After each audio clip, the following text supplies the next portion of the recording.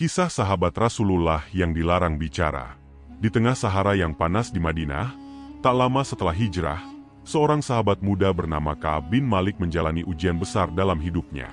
Ia adalah seorang penyair yang berani dan memiliki semangat tinggi dalam mengikuti perjuangan Rasulullah.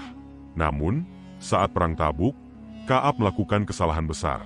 Ia tidak ikut berangkat bersama pasukan tanpa alasan yang kuat. Setelah pasukan kembali dari Tabuk, Ka'ab menemui Rasulullah di masjid untuk mengakui kesalahannya. Dengan penuh penyesalan, ia berkata jujur bahwa ia tidak memiliki alasan apapun kecuali kelalaian. Rasulullah mendengar dengan diam, lalu memutuskan untuk memberikan hukuman yang berat tetapi penuh hikmah. Ka'ab dilarang bicara dengan siapapun selama 50 hari. Hari-hari berikutnya menjadi ujian berat bagi Ka'ab.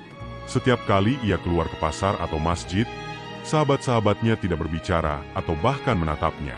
Ia merasa terasing di tengah komunitasnya sendiri. Ka'ab mencoba mencari ketenangan dengan beribadah, tetapi rasa kesepian terus menghantuinya. Bahkan istrinya pun diminta untuk menjauh darinya selama hukuman berlangsung. Malam-malamnya dipenuhi doa dan air mata, memohon pengampunan dari Allah. Pada hari ke-50, saat matahari pagi menyinari Madinah, Ka'ab mendengar suara seseorang berteriak dari kejauhan. Ka'ab, bergembiralah, Allah telah menerima taubatmu. Hatinya melompat penuh syukur.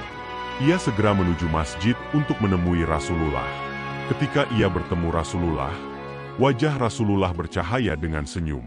Rasulullah berkata kepadanya, "Bergembiralah atas hari terbaik yang pernah kau alami sejak ibumu melahirkanmu."